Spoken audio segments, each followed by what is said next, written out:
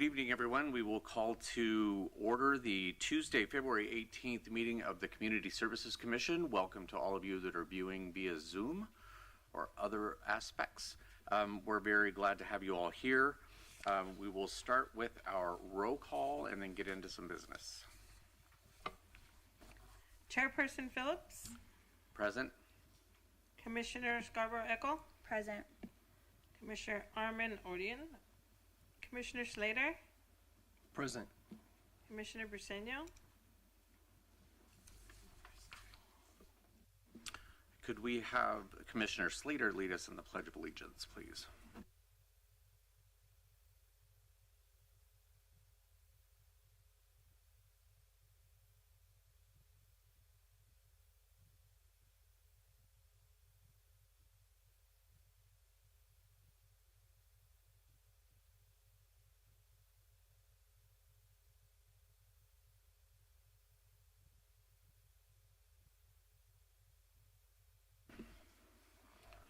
All right, at this time, I'll ask my fellow commissioners if they have any comments. Commissioner Apple. I do not have any comments. No comments. And we will move on to the minutes. Do I have a motion to approve? I'll make a motion to approve the minutes from Tuesday, September 17th. I second.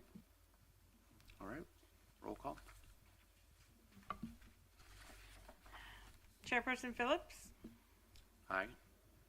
Commissioner Scarborough-Eckel. Aye. Commissioner Slater. Aye. Motion to approve the minutes. And now it's with great pleasure I have the opportunity to turn over the chairperson role to Commissioner Scarborough-Eckel.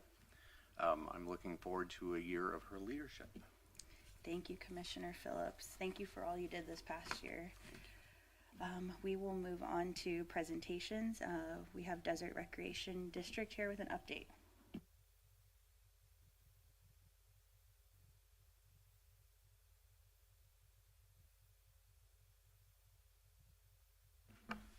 There we go. Good evening, Madam Chair and honorable commissioners. My name is Kevin Kelman. I'm the general manager for Desert Recreation District. It's an honor to stand here before you today and give a update on the partnership between the Desert Recreation District and the City of Indio, particularly with regard to the park supervision agreement that we have in place. And so I'm going to turn the microphone over to Courtney Galvin, who is our community services supervisor, who is specifically charged with the responsibilities within the City of Indio. And then we'll do at the end, after we go through the park supervision show, we'll hit a couple of the big projects that we're working on, just to give you some information and where we stand in those projects, and then open it up to questions and answers. So with that, I give you Courtney Galvin. Hello. Thank you so much for having us here tonight. So I'll start with giving you a little bit of background information about our Indio Park Supervision Program. So on November 15th, 2023, Desert Recreation District launched the Indio Park Supervision Program. So this program was established to address concerns such as park safety, park cleanliness, and community engagement. So our current contract includes park supervision for all 16 City of Indio parks for 17.5 hours per day, 7 days a week, including holidays. So now some of the program objectives of our Indio Park Supervision Program, obviously is safety and security. Thank you. So park attendants are to ensure the safety of park visitors, monitor activities, and aid during emergencies. So community engagement, so foster positive interactions between the Desert Recreation District staff, city staff, the Indio Police Department, and the community as a whole. So, as well as organizing recreation programs, activities, and events. So maintenance support, so assist in maintaining park facilities and ensuring that they are safe, well-kept, and clean for all visitors. So some program responsibilities of the Indio Park Supervision Program include patrol and surveillance. So park attendants will open and secure and conduct regular patrols of the designated parks and open spaces, ensuring compliance with rules and regulations, preventing incidents, and responding to any emergencies. As well as visitor assistance. So attendants will provide information to park users, assist with directions, and address inquiries about park rules, activities, facilities, and events. So emergency response. So park attendants will be are trained to respond effectively to medical emergencies, natural disasters, and any other incidents that may arise in the park. As well as maintenance support. So park attendants will clean and stock restrooms, prepare rental spaces, report any maintenance needs, vandalisms, and other issues to appropriate city personnel for prompt resolution. So as you look, this is our program highlights for the year in which we are reporting. So if you look at the first portion of the slide, our park program participation. So this highlights the various sport classes that we offer during this reporting period. And then next we move into our user group rentals. So we are currently working with 5 user groups who are currently utilizing 4 parks within the city of Indio. So they are currently utilizing 342 rental hours year to date. So next we move into our pavilion and park rentals year to date. So we had 38 park and pavilion rentals during this reporting period. And the most popular park for rentals is Patton Park with 23 rentals during this reporting period. We also have various community events listed on this slide, which are either partner events that we participated in or new events in which we added during the reporting period. So next we move into safety and incident management. So park attendants play a vital role in maintaining a safe environment for residents, ensuring quick responses to possible incidents. The responsibilities regarding safety and incident management include preventive measures, active monitoring, and immediate responses to emergencies or concerns. So these statistics highlight the various issues our park attendant team has responded to year to date. So if you look at the graph there on your screen, so during this reporting period, our team reported 101 maintenance issues, and these items were reported to the City of Indio via the app and or an email to our Public Works Department, to the city's Public Works Department. So safety issues. So our team discovered 86 safety issues during this reporting period, and was either fixed by our team or addressed by the City of Indio Public Works Department.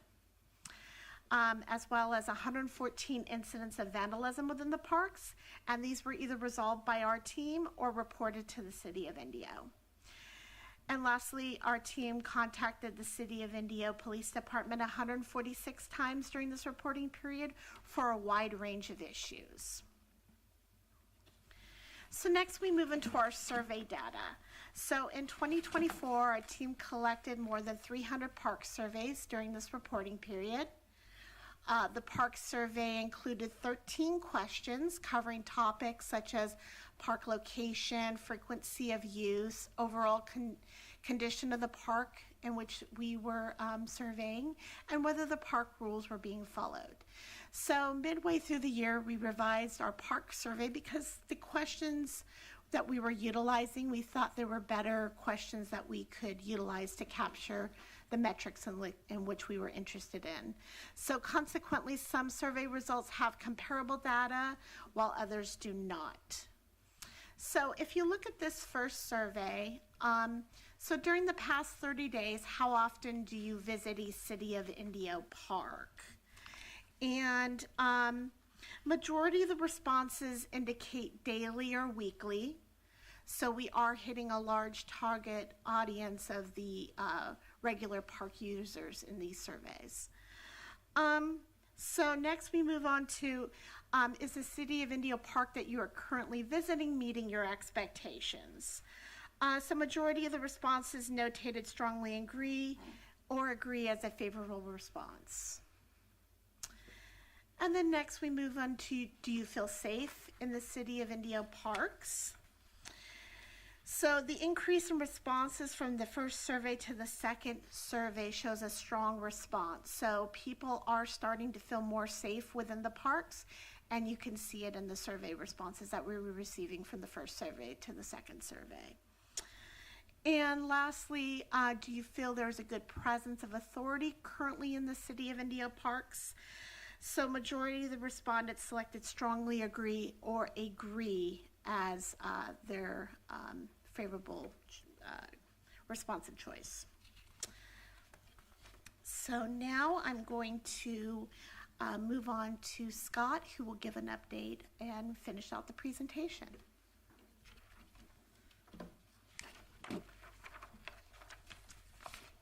Thank you, Courtney. Yes. Madam Chair, Honorable Commission members, my name is Scott Sear, Public Information Officer, Legislative Affairs with the Desert Recreation District. I get the fun job to highlight some of our really cool projects we got going on in the desert right now. We're actively advocating for the renovation of the Polypool Family Aquatic Center in Indio, the city's only public pool and a vital community of resource since the 1950s. Now, this shovel-ready project will modernize the facility and meet ADA safety requirements, ensuring continued access to swimming lessons, water safety programs, and recreational opportunities for thousands of residents each season. A key highlight of this project is a mini golf course designed to honor the indigenous heritage by telling the story of Islay, a coyote.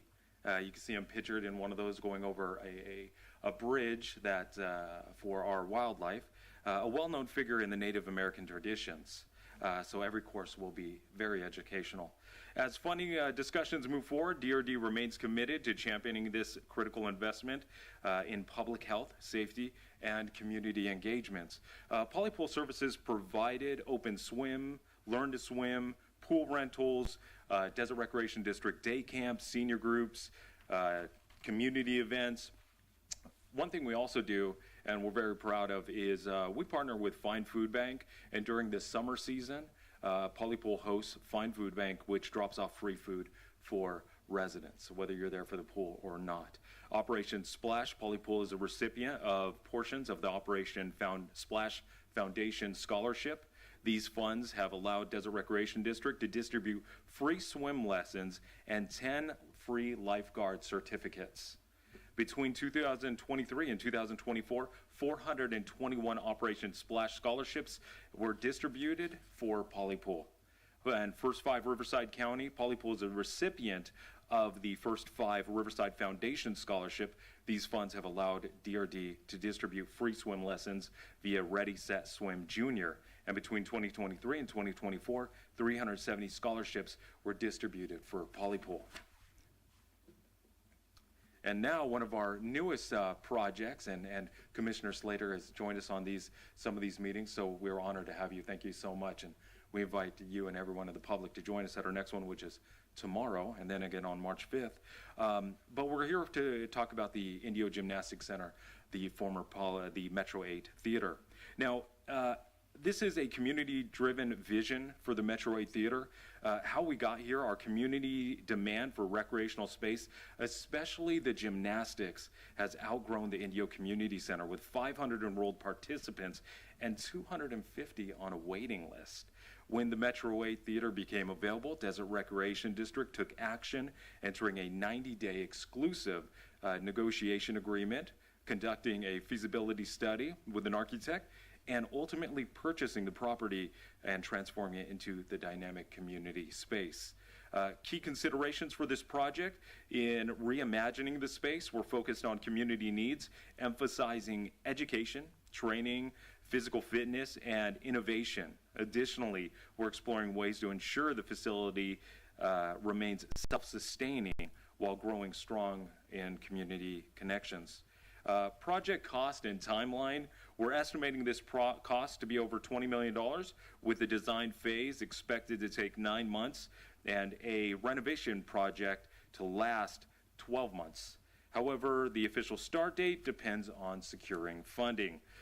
Community engagement so far, we've had a lot of fun with this one, where we were able to gather community input, is basically the heart of this project. We've hosted engagement meetings at Metro 8 Theater. We did one on January 15th and February 5th. Alongside, we attended school visits at Dr. Carrion Elementary, Herbert Hoover Elementary, John Glenn Middle School, Indio Middle School, and the Indio Teen Center. And additionally, we held dedicated sessions with gymnastics parents at the Indio Community Center, where their voices were heard in helping shaping this space. Thank you very much, Commissioners. Appreciate your time. So with that, that concludes our presentation. We're happy to answer any questions you may have or receive any comments that you have as well.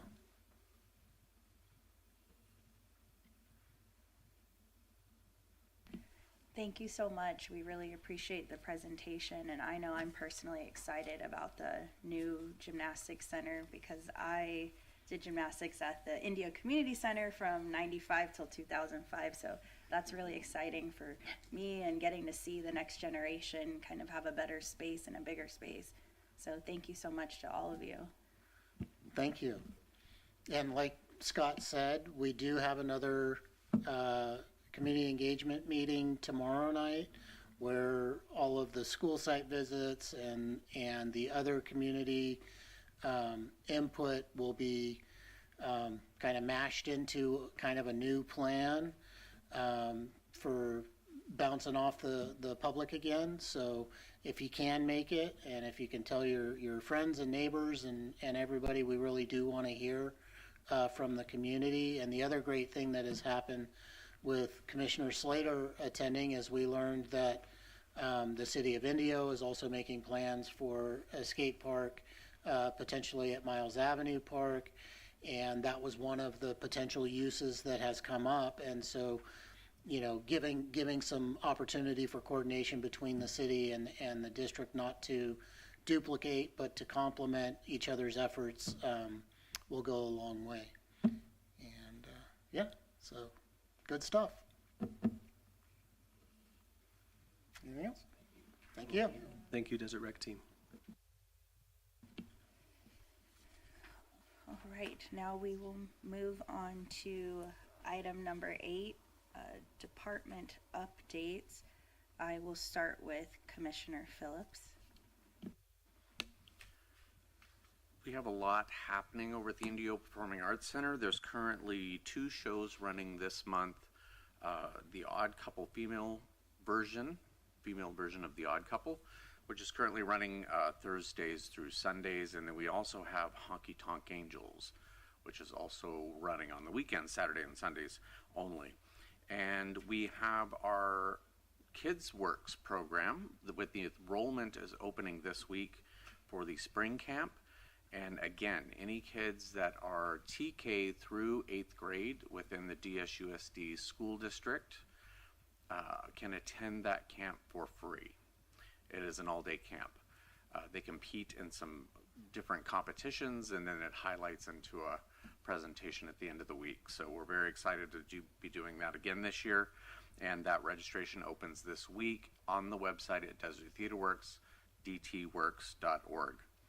Next month we have Tootsie the Musical coming up, and then we close with the Diary of Anne Frank in April. So that will be a nice way to end the season, representing the Holocaust. We also are getting ready to repaint the IPAC, so you'll see a fresh new coat of paint and some new looks coming to the facility. Thank you. Thank you, Commissioner Phillips. I'll move on to Commissioner Slater. Thank you. Good evening, Chair, Commissioners, and community members. It has been several months since our last meeting, and I am pleased to provide an update on the many incredible events and initiatives that have taken place in the City of Indio. The city has done a fantastic job in bringing together community, and I want to take this opportunity to commend the staff, the city staff, local businesses, and community leaders for their ongoing efforts to foster connection, culture, and economic vitality. First, with community acknowledgements, I want to highlight and commend Rosemary Hi-Fi for organizing a food and gift drive to support those affected by the devastating fires in Los Angeles. Additionally, I would like to thank Adrian for leading the charge in this effort. Wanting to contribute in any way I could, I personally loaded up my sedan to full capacity with donations and delivered them to LA to ensure these much needed supplies reach those in need. These are the kind of grassroots efforts that make our city so special, and I definitely deeply appreciate the initiative and generosity shown by our community members and leaders. Special events recap. I have a lot of special events to go over, dating back to last October. So I'll just briefly go over a list. So I've been in attendance at the farmer's market on Saturdays. That's a wonderful opportunity for local vendors to come and interact with the community and sell their products and goods. Also, the Tamale Festival was a hit. That was well attended. Another feature that's been going on in the city of Indio is the second Saturday concerts at the center stage. Those have been awesome to see and witness, just the community coming together, as well as the movie nights that are taking place at center stage. We have families showing up in frigid temperatures with their blankets and sweaters. And I do also want to commend Papa Heads for keeping the community coming out and giving out those free burgers, so they know that's a selling point for a lot of the members in our community. Another was the Dia de los Muertos celebration. While I was not able to attend this celebration, I did appreciate the decorating of Miles Avenue with the papel picado. I'm really big on cultural recognition and heritage, so I really appreciated the fact that the city did that. The Christmas tree lighting ceremony was awesome. It was really cool to see the giant Christmas tree being lit up in front of the newly built building. So I can't wait for next year once that building's completed and we could take awesome pictures with our new little downtown skyline.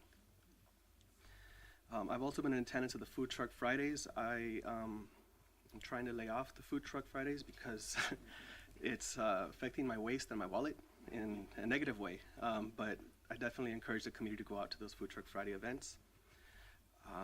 The Indio Date Festival Parade kickoff, that was pretty awesome. It was great to see a lively downtown area, as well as our local businesses such as the Tap House hosting trivia nights and cornhole tournaments. It's awesome to see just community members gather for these weekly events.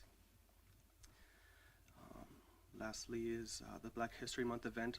That was an awesome event. Thank you guys for putting that together. I also spent too much money on food trucks that day, but it was awesome to see the community come out and enjoy that cultural experience in a much needed moment in our society. I'm going to touch a little bit on Desert Recreation District. So in addition to attending city events, I've participated in community outreach meetings for the new Metro 8 Community Center, which is being developed by the Desert Recreation District.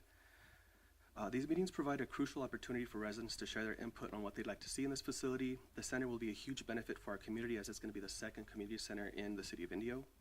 And I encourage everyone to attend the upcoming meetings to ensure that our voices are heard and we get what features we want in our community.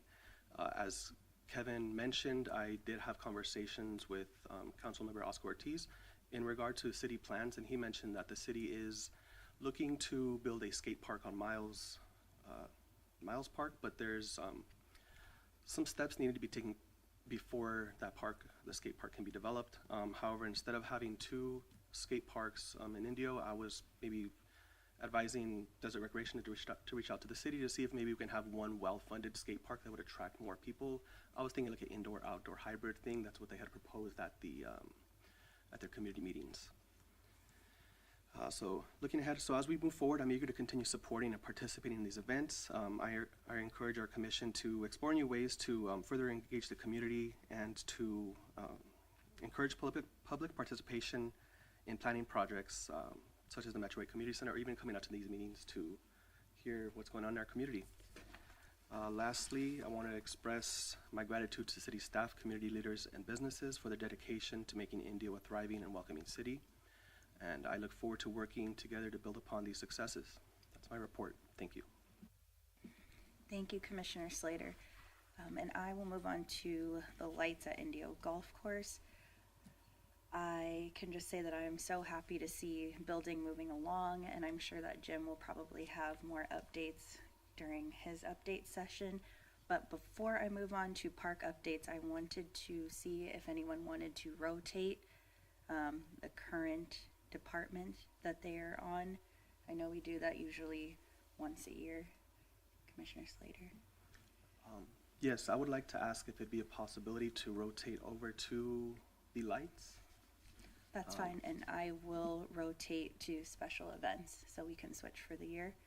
And you're good where you're at? Yes. Okay. fine. And since only the three of us are here, everybody else gets to keep the rest of what they have.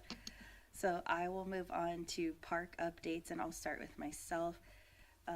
Kauai and Patton Park, as we just saw from the DRD presentation, are getting a ton of use, and it's really great to see that people feel a lot more comfortable. I always see DRD presence at the parks, even late in the evenings. I see them closing up the bathrooms, so I'm really happy that families feel like they can utilize the parks now and that they feel safe and protected there. I have not had a chance to visit Mulligan Dog Park since the last time, so that concludes my report, and I will move on to Commissioner Slater.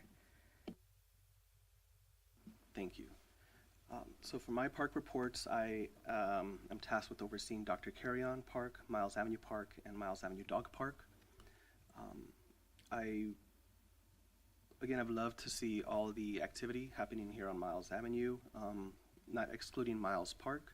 I've attended a car show as well as some markets that took place there, and again, it's awesome to see the community and seeing different sides of the community that don't always come out to these events. So it was really awesome to see that car culture come out and be present in Miles Park. I've been to Miles Avenue Dog Park. However, my dog isn't too he's not a fan of that park, so I ended up going to the Station 87 Park. That's his park. One of my concerns with Miles Avenue Park is just the amount of Miles Avenue Dog Park would be the amount of how do I word this properly? I guess the transient community utilizing the space for themselves as well as their dogs, which is kind of a bit off-putting and causes a bit of like safety concerns. So I haven't seen that park utilized as much as I'd like to see it. It is a beautiful park though, with the amazing dog statues. So it's a huge selling point, and you go out and take pictures of that. But that's my report for the parks.